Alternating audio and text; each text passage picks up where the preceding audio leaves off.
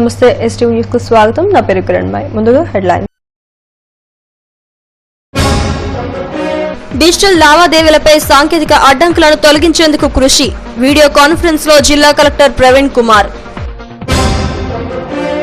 పిల్లల దత్తత స్వీకార కార్యక్రమం చట్టబద్ధంగా అమలు చేయాలి. Central adoption resources authority chairman Ramachandra Reddy. Chain snatchers ముఠాలోని 2 వ్యక్తులు అరెస్ట్. గొలుసు దొంగల పట్ల మహిళలు అప్రమత్తంగా ఉండాలని పోలీసులు. కుల వృత్తులకు కరువవుతున్న ఆదరణ. జీవనోపాధి లేక దయనీయంగా మారిన కుమ్మరుల బతుకులు. డిజిటల్ చెల్లింపుల్లో ఎదురవుతున్న అడ్డంకులను వెంటనే పరిష్కరిస్తామని కేంద్ర ప్రభుత్వ కేబినెట్ కార్యదర్శి ప్రదీప్ కుమార్ సిన్హా తెలిపారు.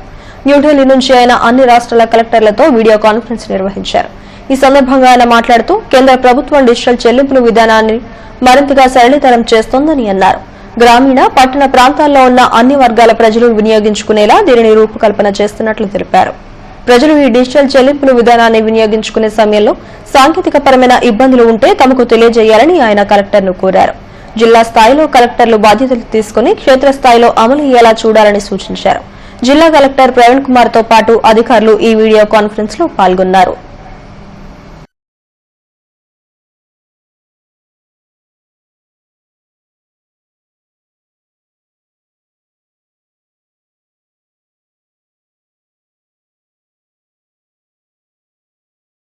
పిల్లలను దత్తత తీసుకునే చట్టాన్ని మరింతగా పటిష్టం చేశామని central adoption resources authority chairman M Ramachandra Reddy తెలిపారు. ఎంవీపీ కాలనీలోని డిఆర్డీఏ కార్యాలయంలో ఆయన మీడియాతో మాట్లాడారు. దేశంలో పిల్లలను దత్తత తీసుకునేందుకు సుమారు 20,000 మంది దంపతులు దరఖాస్తు చేసుకున్నారని తెలిపారు. అయితే ఈ దత్తత ఇచ్చేవారి సంఖ్య 3,000కు మించి ఉండటం లేదని చెప్పారు. చట్ట ప్రకారం దత్తత లేకపోవడమే ఇందుకు కారణాలుగా ఆయన చెప్పారు. ఈ నేపథ్యంలో అడాప్షన్ చట్టాన్ని మరింతగా పటిష్టం చేసి చట్ట ప్రకారం దత్తత తీసుకునే విధంగా చర్యలు చేపడుతున్నట్లు తెలిపారు. దీనిపై ప్రజల్లో విస్తృత స్థాయిలో అవగాహన కల్పించేందుకు తాము కృషి చేస్తున్నామని అన్నారు. ఉత్తరాంధ్ర జిల్లాల ఐసీడీఎస్ అధికారులతో ఆయన సమావేశం నిర్వహించారు. ఎలా జరుగుతా ఉందో ఇది ఒక్క లీగల్ గా ఇది ఒక్క సిస్టమే అండి. దత్తత అనేది మిగతాది ఏది కూడా ఇల్లీగల్ అని. దత్తత అనేది ఈ యొక్క కారా నుండి జరిగేదే రియల్ దత్తత, మిగతాదంతా కూడా ఇల్లీగల్ దత్తత.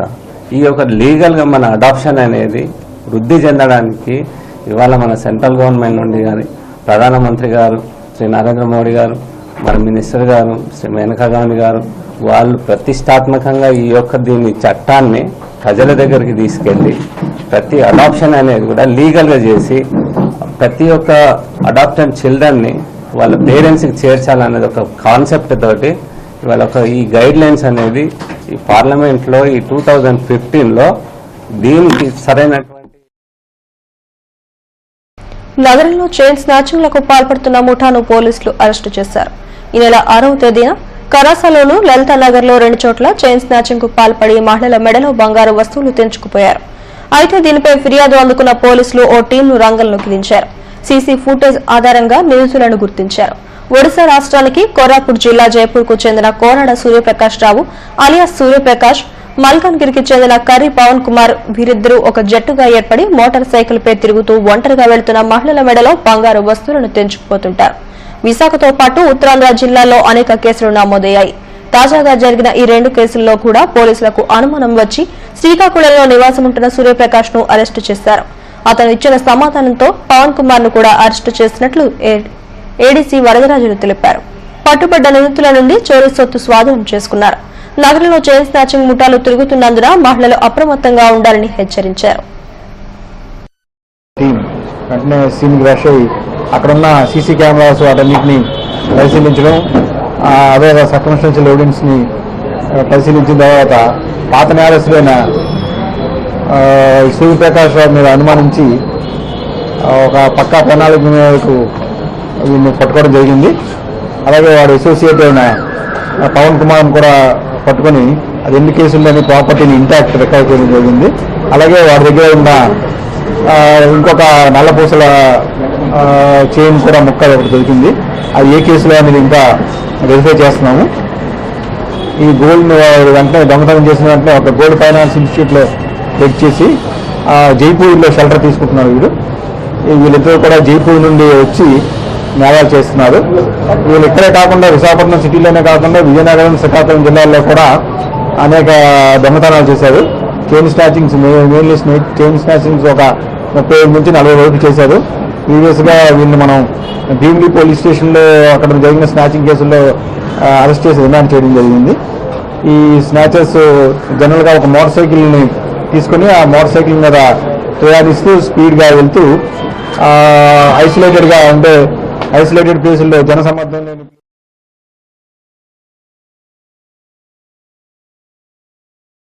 రోడ్డు ప్రమాదాలపై జిల్లా యంత్రాంగం సర్వే ప్రారంభించింది. 2016 సంవత్సరంలో రోడ్డు ప్రమాదాలు జరిగిన ప్రాంతాల్లో ఈ బృందం పర్యటించి విశ్లేషించి ఒక నివేదికను ప్రభుత్వానికి అందజేయనుంది. ఈ సర్వేపై ఓ రిపోర్ట్. జాతీయ రహదారితో పాటు రాష్ట్ర రహదారులు కూడా ప్రమాదాలతో రక్తసిక్తమవుతున్నాయి. దీనిపై ముఖ్యమంత్రి స్పందించి సంబంధిత శాఖల అధికారులతో ఒక బృందాన్ని ఏర్పాటు చేశారు. ముఖ్యంగా ట్రాఫిక్, రవాణా శాఖ, జీవీఎంసీ, ఆర్ఎండ్బి, నేషనల్ హైవే శాఖలతో పాటు ఒక ప్రైవేట్ కన్సల్టెన్సీ కూడా ఈ బృందంలో సభ్యులుగా ఉన్నారు. వీరు సంయుక్తంగా ప్రమాదాలు జరిగిన ప్రాంతాలకు వెళ్లి కారణాలను విశ్లేషిస్తారు. నివారణ చర్యలపై ఒక నివేదికను తయారు చేసి ప్రభుత్వానికి సమర్పించనున్నట్లు ట్రాఫిక్ ఏసీపీ కింజరపు ప్రభాకర్ తెలిపారు. డీజీ గారు వీళ్ళు మీటింగ్లో ఈ యాక్సిడెంట్ జరిగిన ప్లేస్లను టీమ్ ఆఫ్ ఇంజనీర్స్తో, అంటే అన్ని departments, important R N B, national highway authority, GVMC, police, అదేవిధంగా ప్రైవేట్ ఇంజనీరింగ్ కన్సల్టెంట్స్తో కలిపి ఈ ప్లేసెస్ ఎక్కడైతే మనుషులు చనిపోయారు యాక్సిడెంట్స్లో ఆ ప్లేస్లన్నీ విజిట్ చేసి అక్కడ ఏమేమి ఇంప్రూవ్మెంట్స్ చేయవలసిన అవసరం ఉందనే దానిపైన మేము సర్వే చేస్తున్నాము. ముందుగా నేషనల్ హైవే పైన అన్ని డిపార్ట్మెంట్స్తో కలిసి జాయింట్గా ఇన్స్పెక్ట్ చేసి ఇక్కడ ఏం చేస్తే యాక్సిడెంట్స్ తగ్గుతాయనే దానిపైన స్టడీ చేయడం జరుగుతుంది. చేసి ఒక రిపోర్ట్ తయారు చేసి గవర్నమెంట్కి, కన్సర్న్ డిపార్ట్మెంట్స్కి పంపించడం జరుగుతుంది. వారి ఆధ్వర్యంలో 2016లో జరిగిన యాక్సిడెంట్స్ డిసీజ్డ్ అయిన చోట స్పాట్ ఇన్స్పెక్షన్ జరిపి అక్కడ ఏ లోపాల వల్ల జరిగాయి అనేది క్షుణ్ణంగా పరిశీలించి రిపోర్ట్ ఇవ్వవలసిందిగా ఆ గవర్నమెంట్ నుంచి ఆదేశాలు వచ్చాయి. దానికి అనుగుణంగా అన్ని డిపార్ట్మెంట్లు కలిసి సంయుక్తంగా యాక్సిడెంట్ స్పాట్స్ని సర్వే చేసి రిపోర్ట్ ఇవ్వడానికి మేమందరం ఈ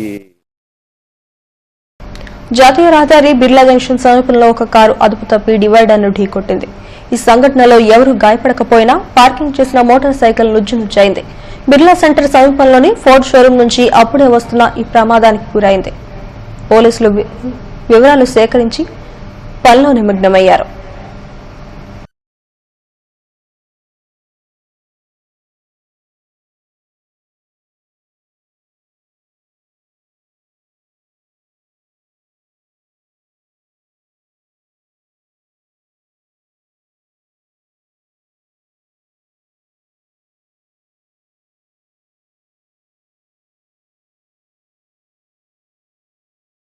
కోటి విలువైన భూమిని కబ్జా చేసేందుకు యత్నించిన ఓ వ్యక్తిని పిఎంపాలెం పోలీసులు అరెస్టు చేశారు. నార్త్ ఏసీపీ నాగేశ్వరరావు కేసు వివరాలు వెల్లడించారు. Retired medical officer B Maheswara Rao తన కుమార్తె సుమలతకు పిఎంపాలెంలో 340 గజాల స్థలాన్ని గిఫ్ట్ డీడీ కింద ఇచ్చారు. ప్రస్తుతం ఆమె కుటుంబ సభ్యులతో అమెరికాలో నివాసముంటున్నారు. ఇందులో అదును చూసి భూమిని కొట్టేసేందుకు అకేపాలెంలో నివాసముంటున్న కృష్ణా జిల్లాకు చెందిన గంధంనేని సూర్యమణి ధర్మరాజు ప్లాన్ వేశాడు. కొంతమంది సహకారంతో స్థలం లీజుకు ఇస్తున్నట్లు నకిలీ డాక్యుమెంట్లు సృష్టించాడు. స్థలాన్ని ఆక్రమించుకుని బోర్ కూడా వేసేశాడు. విషయం తెలుసుకున్న సుమలత బంధువు అప్పల ప్రకాష్ రావు పోలీసులకు ఫిర్యాదు చేశాడు. కేసు నమోదు చేసిన పోలీసులు కబ్జాకు పాల్పడిన ధర్మరాజును అదుపులోకి తీసుకున్నట్లు ఏసీపీ నాగేశ్వరరావు తెలిపారు. ఈ సమావేశంలో లక్ష్మణమూర్తి, సిబ్బంది పాల్గొన్నారు. ఈ government employees cooperative house building సొసైటీలో ఒక 340 స్క్వేర్ యార్డ్స్ హౌస్ ప్లాట్ ఉన్నదండి. అది ఆమెకి మామగారు గిఫ్ట్ డీడ్ కింద ఇవ్వడం జరిగింది. అప్పటి నుంచి వాళ్ళ ఆధీనంలోనే ఉంది. అది ఫిర్యాదుదారుడు దాన్ని చూస్తున్నారన్నమాట. చూస్తుండగా ఈ మధ్య ఒక 1 వీక్ బ్యాక్ ఈ గంధంనేని సూర్యమణి ధర్మరాజు సూర్య అని చెప్పేసి అతను కృష్ణా జిల్లాకు చెందినవాడు అన్నమాట. ఇది అనాథరైజ్డ్గా ఆయన తాలూకా ల్యాండ్లోకి ఎంటర్ అయిపోయి కాంపౌండ్ వాళ్ళు కట్టేస్తున్నాడు. సబ్సిక్వెంట్గా బోర్వెల్ కూడా తీసి దాన్ని ఆక్రమించుకోవడానికి ప్రయత్నం చేస్తున్నాడు. ఈ విషయం తెలిసి ఆయన కంప్లైంట్ ఇవ్వడం జరిగింది. కులవృత్తులు నానాటికి కనుమరుగైపోతున్నాయి. ఇంటిళ్లపాది రెక్కలు ముక్కలు చేసుకున్నా కుటుంబం గడవడం కష్టం కావడంతో వేరే పనులకు వలసిపోతున్నారు. కుమ్మరుల దుస్థితి మరీ దయనీయంగా తయారైంది. మట్టి బతుకులపై రిపోర్ట్. కులవృత్తికి సాటి లేదు గువ్వల చెన్న అనేది నానుడి. మారుతున్న కాలంతో పాటు ప్రజల జీవన విధానం ఆధునికమైంది. కులవృత్తులు చేసుకుని జీవనోపాధిని వెతుక్కునే వారి సంఖ్య గణనీయంగా తగ్గిపోతోంది. గతంలో వంట దగ్గర నుండి ప్రతి పనికి మట్టి పాత్రనే వాడేవారు. గాజు, ప్లాస్టిక్, స్టీల్ ఉత్పత్తులు రావడంతో మట్టి పాత్రలు కనుమరుగైపోయాయి. పెళ్లిళ్లు, చావులకు తప్ప కుండలను తీసుకెళ్లని పరిస్థితి నెలకొంది. పేదవాడి ఫ్రిడ్జ్ గా పేరొందిన కుండలకు వేసవిలో డిమాండ్ ఉండేది. ప్రతి ఇంట్లో ఫ్రిడ్జ్ ఉండడంతో ఆ కుండల కొనుగోలు తగ్గిపోయింది. దీంతో కుమ్మరుల పరిస్థితి అగమ్య గోచరమైంది. ప్రభుత్వాలు మారినా కులవృత్తులకు ప్రోత్సాహం కరువు అవుతోంది. మట్టి, కర్ర కొనుగోలు చేసి సారెపై మట్టి ముద్దను ఎంత తిప్పినా పొట్ట నిండటం లేదు. ఇంటిళ్లపాది కష్టపడ్డా వచ్చే ఆదాయం ఏ మూలకు చాలడం లేదు. కులవృత్తులను ప్రోత్సహిస్తామని పాలకులు ఊకదంపుడు ఉపన్యాసాలు ఇవ్వడమే తప్ప ఆదుకునే పరిస్థితి కానరావడం లేదు. దీంతో 1-2 కుటుంబాలు మినహా కులవృత్తుల్లో కొనసాగడం లేదు. పెందుర్తి మండలం గుర్రంపాలెంలో తరతరాలుగా మట్టిని నమ్ముకుని బ్రతుకుతున్న కుమ్మరన్నలు వ్యాపారం సాగక దిగాలు పడ్డారు. కులవృత్తిపై ఆధారపడి బతుకు జీవనం సాగిస్తోన్న తమను ప్రభుత్వం ఆదుకోవాలని మొరపెడుతున్నారు. ఏ విధంగా అంటే ఎంత వస్తే అంతే. దీనికి ఎదుగుదల అనేది లేదు. దీనికి అలాగే పరిశ్రమ పడిపోతుంది కానీ దీనికి ఎదుగుదల అనేది లేదు. ఇంతకుముందు కుండలు దేనికి లేదు. ఏదో పెళ్ళికి కొంటారు, ఏదో చావుకి కొంటారు, అంతవరకే. ఇంకా అక్కడి నుంచి ఏదో ప్రమిదులని ఒక దిబ్బీలని చేసుకుని అలా కుటీర పరిశ్రమ వెళ్ళబెట్టుకోవడం. పిల్లలు ఈ పని మానేసుకున్నారు. ఏదో పనిలోకి పోతారు. ఏ ఇటుకలో ఏదో చేసుకోవడానికి ఏ పనికో పోతున్నారు. ఈ పరిశ్రమ చేసిన వాళ్ళు ఇద్దరమే ఉన్నామండి. లాస్ట్కి ఈ ఇల్లు కదలలేము, ఇక్కడే ఉండిపోయి మా పిల్లల పైకి పోతాం. ప్రభుత్వం నుంచి అనేది ఏమీ లేదు. ఏ ఊర్లోనూ ఎక్కడైనా ఇవ్వచ్చు కానీ గుర్రంపాలెంకి లేదు. ఖాళీపోటు నుంచి అస్సలు లేదు. ఇంచుమించు మేమే 150 మనిషికి 160 200 కట్టి 3-4 సార్లు జరిగింది. లేదు, కనీసం చక్రాలు కూడా ఇవ్వలేదు. ఏంటి అన్నాలు పెట్టి చేస్తున్నారు? మేము ఎక్కడ సార్ మా వృత్తిలో అసలు మా మొట్టమొదటి నుంచి ఇదే ఆధారం అండి. మాకే ఆధారం లేదు. దాని మీద ఒకళ్ళు చేయడం, వెనకాతలు 4 తినడం. అంటే మరి కుటుంబంలో 4 అందులో ఒక్కళ్ళే ఈ పని చేయాలి. మిగతా వాళ్ళు అటు ఇటు హెల్పింగ్ తప్ప ఏముంటది. అక్కడ మీద చాకొట్టి తయారవుతుంది. దాన్ని మర్నాడు చెక్కతో కొట్టడం లోపల పెట్టి ఆ మర్నాడు మళ్ళీ దాన్ని గాలకు పుల్ల తీసుకురావాలి. ఆ కుండకు 3 రోజులు పెట్టద్దు. అలాగే 10 కుండలు అనుకోండి. కుండ అమ్మితే మాకు హోల్సేల్ రేటు ఒక 30 రూపాయలు ఎంత వస్తుంది ఒక దానికి. ఆదాయం మాత్రం ప్రభుత్వం నుంచి ఎటువంటి లేదు. మట్టి వాసన తప్ప మరోటి తెలియని కుమ్మరన్నలను రెక్కలు ముక్కలు చేసుకుని చెమటోడుస్తున్నా శ్రమకు తగ్గ ఫలితం దక్కడం లేదు. ముడిసరకు సైతం లభ్యం కాకపోవడంతో సొమ్ము వెచ్చించాల్సి వస్తోంది. ప్రభుత్వం ఆదుకుంటేనే తప్ప బతికి బట్ట కట్టే పరిస్థితి కనిపించడం లేదు. నగరంలో మళ్లీ ఏటీఎం కష్టాలు ప్రారంభమయ్యాయి. నగదు లేకపోవడంతో జనం అవస్థలు పడుతున్నారు. నగరంలో 5 రోజులుగా ఇదే పరిస్థితి కనిపిస్తోంది. చాలా చోట్ల ఏటీఎంలు ఖాళీగానే దర్శనమిస్తున్నాయి. వివిధ అవసరాల నిమిత్తం ఏటీఎంలకు వెళ్లిన వినియోగదారులకు నో క్యాష్ బోర్డులే కనిపిస్తున్నాయి. దీంతో బ్యాంకుల తీరుపై ప్రజలు మండిపడుతున్నారు. నగదు రహిత సేవలు అందిస్తామని ప్రభుత్వం చెబుతుంటే ఏటీఎంలలో కావాల్సిన నగదు లేకపోవడం పట్ల నిరసన వ్యక్తం చేస్తున్నారు. నేతలు, అధికారులు చెబుతున్న మాటలు ప్రకటనలుగా పరిమితమవుతున్నాయని, ఆచరణలో సాధ్యం కావటం లేదని నగర పౌరులు విమర్శిస్తున్నారు. తక్షణం ఏటీఎంలలో నగదు అందుబాటులో ఉంచాలని కోరుతున్నారు. బ్రతకాలంటే చాలా క్లిష్ట పరిస్థితిలో ఉంది. ఎందుకంటే ఈ ప్రభుత్వం విధానం కానీ, కేంద్ర ప్రభుత్వం విధానం కానీ, మరి ఈ 5 రాష్ట్రాలు ఎన్నికలైన తర్వాత మరి ఈ డబ్బంతా ఎక్కడికి వెళ్ళిపోయిందో ప్రజలకే మరి తెలియాలి. ఇప్పుడు కేంద్రానికి కానీ రాష్ట్ర ప్రభుత్వానికి. సీనియర్ సిటిజన్ సమస్యల పరిష్కారానికి కృషి చేస్తానని సౌత్ ఏసీపీ రంగరాజు అన్నారు. జీవీఎంసీ 47వ వార్డు మాజీ సైనిక ఉద్యోగుల కాలనీలో జరిగిన సీనియర్ సిటిజన్ సమావేశంలో ఆయన మాట్లాడారు. సీనియర్ సిటిజన్స్ కు ఒక ప్రశాంతమైన వాతావరణం కల్పించేందుకు కృషి చేస్తానని అన్నారు. వాకర్స్ పార్క్ లో మౌలిక సదుపాయాల కల్పనకు చేయూతను అందిస్తానని చెప్పారు. ఈ కార్యక్రమంలో మల్కాపురం సీఐ కేశవరావు తదితరులు పాల్గొన్నారు.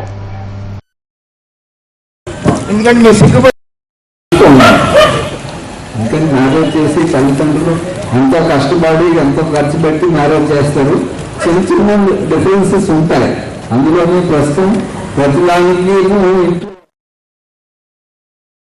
తమకు జీవించే హక్కు కల్పించాలని కోరుతూ విశాఖలోని ఫుడ్ ట్రక్ వర్కర్స్ యూనియన్ ఆధ్వర్యంలో ఎల్ఐసి జంక్షన్లోని అంబేద్కర్ విగ్రహం వద్ద ధర్నా నిర్వహించారు.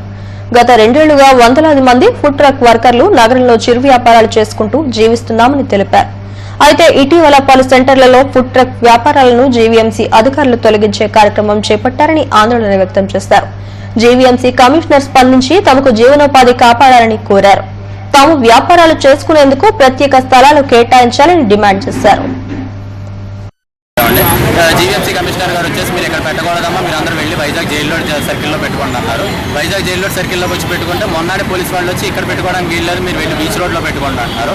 బీచ్ రోడ్లోకి వెళ్తే జీవీఎంసీ వాళ్ళు ఒకలాగా పోలీసులు ఒకలాగా ఇలా మొత్తం ఈ అధికారులు అందరూ కలిసి మాతో గత 2 నెలలుగా చాలా తీవ్ర కొండవాలు ప్రాంతాల్లో నివసించే ప్రజలు జాగ్రత్తలు పాటించాలని ప్రొఫెసర్ జగదీశ్వరరావు సూచించారు.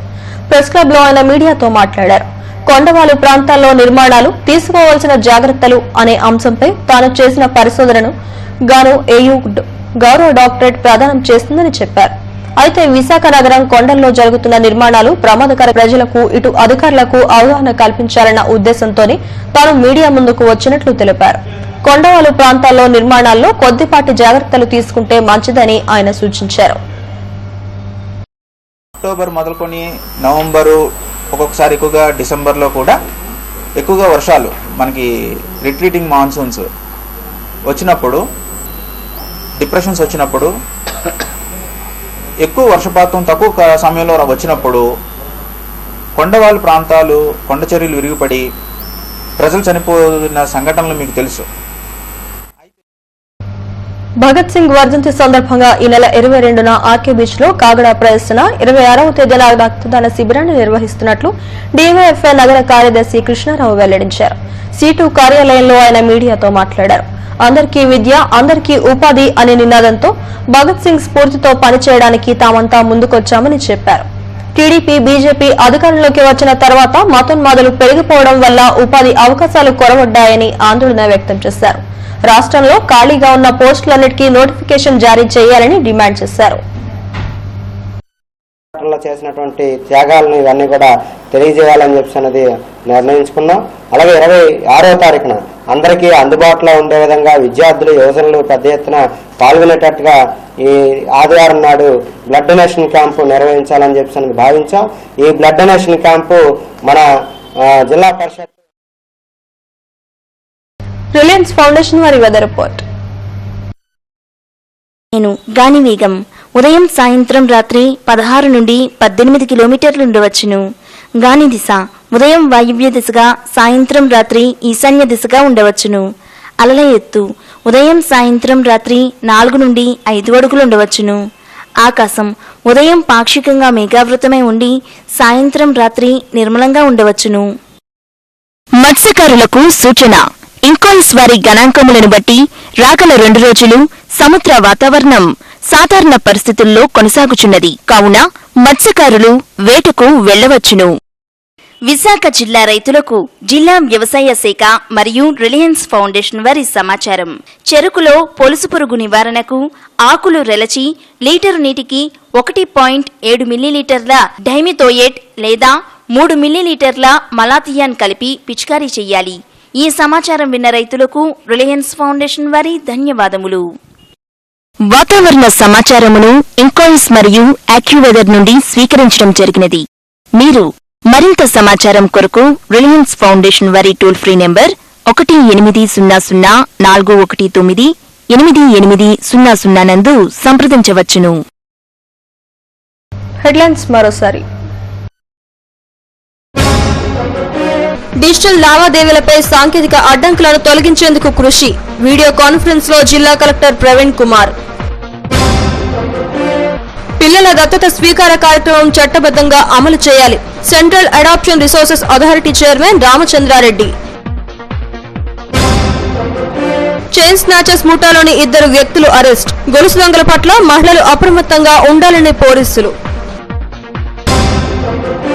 కుల వృత్తులకు కరువవుతున్న ఆదరణ, జీవనోపాధి లేక దయనీయంగా మారిన కుమ్మరుల బతుకులు. ఈ వార్తలు ఇంతటితో సమాప్తం. మరిన్ని వార్తా విశేషాల కోసం చూస్తూనే ఉండండి STM న్యూస్.